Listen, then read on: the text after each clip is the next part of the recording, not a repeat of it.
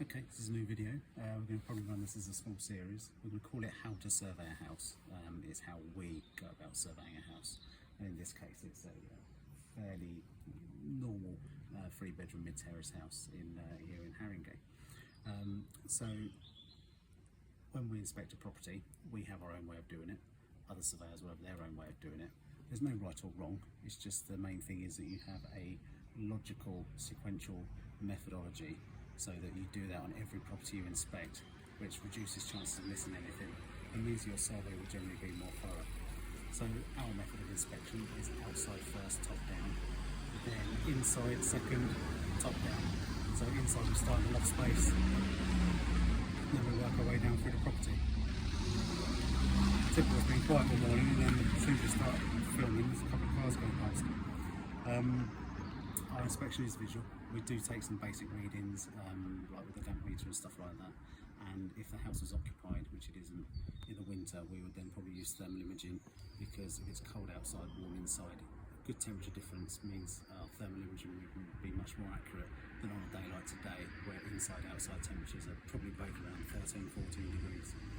So it's visual, so to coin a phrase from the medical industry, our surveys are eyes first and most, hands least and second, and tongue not at all.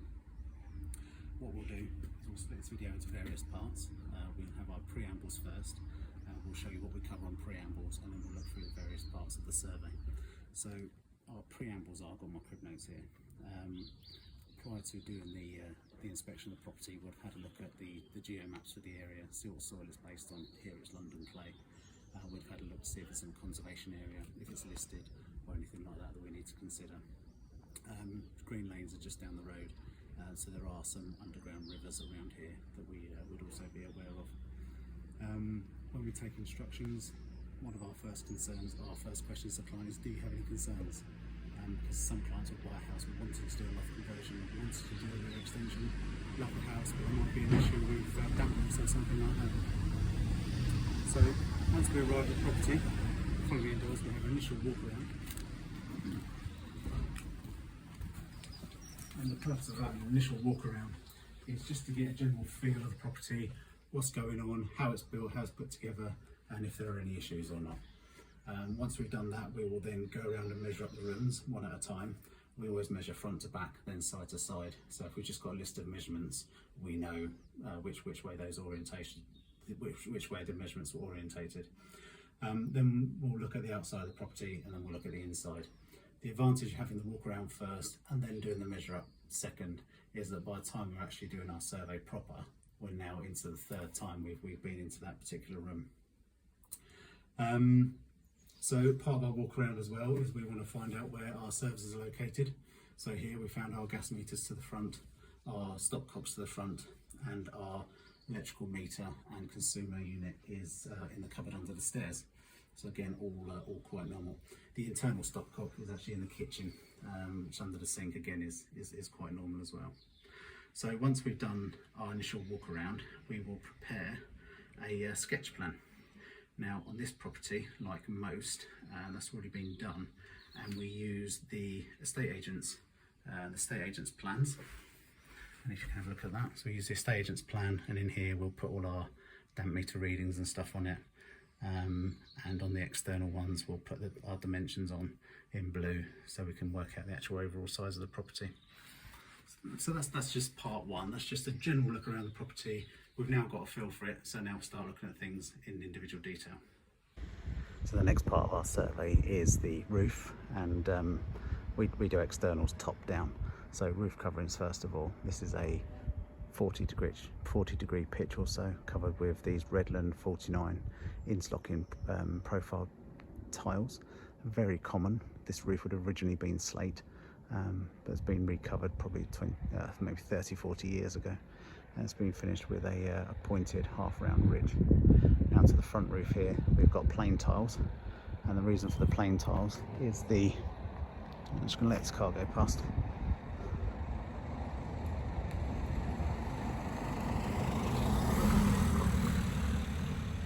Is the actual area of the triangle will be too small for the interlocking profile tiles, so they've done that in done in plain tiles. It's got a number of small hips to it, one of which is very poorly pointed. So while we're at roof level, we'll also look at the chimney. This is a twin stack. It's 4 pots there, 2 are for next door, 2 are for ours. This serves the front of the property only, so one will do the front living room, one will do the front bedroom, and there's a similar stack at the rear of the property for the rear dining room and rear bedroom. Okay, so while we're looking at high level, also look at the flashings. Now here, the flashings have been provided to weather the main roof to the parapet wall that rises above the roof level. These flashings have been dressed directly over the original mortar dentil arrangements between the roof and the wall. Probably leaked at some point, which has encouraged someone to put these lead flashings in. We've also got this parapet wall which rises above the roof line. It's had some repairs done to it in the past. Not in brilliant condition, but it's currently okay. The other side of the roof is also weathered with similar flashings. Now to the front of the property here, we've got guttering, black half-round UPVC guttering. We'll show you on the inside of the roof. Sorry, not the inside of the roof. We'll show you at a high level the roof with a pole camera in a minute. But there's a bit of a leak to that gutter there. Guttering discharges into single rainwater pipe to the front of the property, which is into a gully at low level. We'll just wander around and have a look at the gully. This is a low level, very typical gully which connects out into the road. Some slate here which suggests that maybe there's been a water ingress issue there at some point in the past. Okay, so we'll just have a quick look at the roof now through the pole camera. So we'll get the pole camera up on jobs. It enables us to have a general look at the roof like we can see here, and we can look into the gutters to see if there's any general build-up of crap or if there's any backflow or any general issues with the gutters. And here we can see a flashing detail where the rear addition roof meets the main roof, and this has all been weathered around the back of the soil stack with the main roof discharging onto this point here. When we get inside the property, we'll see that up underneath this detail there is a bit of a damp issue, and this is a likely cause of it. Onto the roof at the rear of the property. There's not so much to see because of the arrangement of the houses, but we have had a look with a pole camera as well, and I'll pop some photos in here of a moment of that. So again, we've got single lap tiles, Redland 49s. Here we can see the roof, the point into the ridge tiles is not in brilliant condition, but the roof's generally okay. There's a lead detail between the two roofs, which I'll show you on the photo in a moment. The chimney stack here is exactly the same as the front. The pointing on our side is not too bad. There's been some pointing repairs done to next door. And there's also a stack to the rear of the property. And again, this is not in too bad a condition. The flues are all open, so we've got 2 vents, 2 flues in the back. This does the rear bedroom and the ground floor rear addition reception room. This stack on the main house does the rear dining room essentially, and the rear bedroom, and the front one, as I said earlier, does the living room and the front bedroom. Okay, so what we're also looking at while we're here is the rainwater goods. Now the rainwater gutter there discharges all the stormwater from the main roof onto the rear addition, and this is drained with a half-round guttering very similar to the front, and in turn these discharge via the rainwater pipe, which has got an offset just there. It discharges into the low-level gully. There's some ACO drains, ACO drains around the house, one at the front and one at the rear. And this is because the whole of the rear garden is laid to concrete slabs, and it all falls down towards the house. So we're looking at the drainage, how it drains, what the water discharge is like, whether the number of rainwater pipes is suitable. Also looking at any high level joinery. I forgot to comment on this at the front, but we've got painted fascias, soffits and barge boards, and although they need redecorating, these are noted to be in generally fair condition. So next on the list is the external walls, and here we've got solid brick external walls. If we measure these just to the original part of the house, we're about 230 thick, so that includes a whole brick and the internal plaster finishes. These are what's called half bricks, so it's 2 half brick skins or 1 whole brick. So these bricks are arranged in Flemish bond, which is alternative headers and stretchers on each row. Very typical with solid brick, and most houses in London with solid brick walls were built with Flemish bond. We've got decorative window surrounds, including some decorative brickwork to the bay window, and this has all been painted with a red paint, and I'll comment a bit more when we get round to the rear of the property on the windows in general, sorry, on the walls in general. While we're looking at the external walls, we're also looking at the windows. On this property, replacement UPVC windows have been installed throughout. So what we're looking at with windows is what's the general condition of them, how well is the installation being done, is there any trickle vents, and in this case no. What are the condition of the sealants like, because if there's any water ingress into the property, it's going to be through defective sealants more than likely. And here, with the windows being set back quite some distance into the wall, 120 millimeters or so, any stormwater discharge down the face of this window, it's going to be onto this sill, and if there's any defects in the sill, it's going to be straight into the property. Also, there's no suitable drip to the underside, so this can enable water to track around the sill back into the property underneath. Quite often we will find these sills will have a crack in them, which is a principal source of moisture ingress, but on this house they're noticed to be in generally fair condition. Okay, so at the rear of the property, this hasn't been decorated. You see that the sill and the window reveals have, for whatever reason, I don't know. But this is the brickwork as it was originally built. So we've got header, sorry, we've got stretcher, header, and then that alternates. So if we go up, it's header, stretcher. So this is Flemish bond, and here we've got where the strut mortar pointed. This would have originally had lime mortar joints. It's been repointed with a cement mortar joint, which is not good. What generally happens with these walls is the walls get wet. Now, our walls are about 225, 230 or so thick, and the outer third to a half or so of the wall gets wet, and moisture evaporates out of the joints over time. The mortar's effectively softer than brickwork, and it's what we call sacrificial.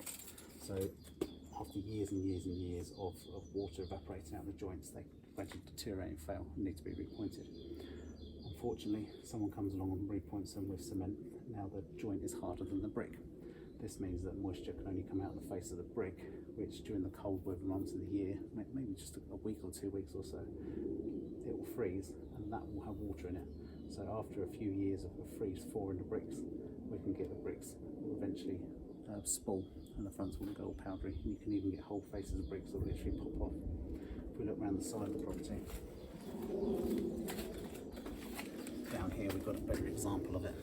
This is our original cement mortar lime mortar pointing, which is quite soft and powdery, and that's exactly how it should be. Someone comes along, repoints with cement, which is hard, very brittle. You know, you can't break that at all. It's actually incredibly hard, that bit, for how thin it is. But it's only what, 5-6 millimeters thick. It's just been put on, but that's stopping any moisture vapor coming out of the bricks, coming out of the joints. And it will result in failure of the brick occurring.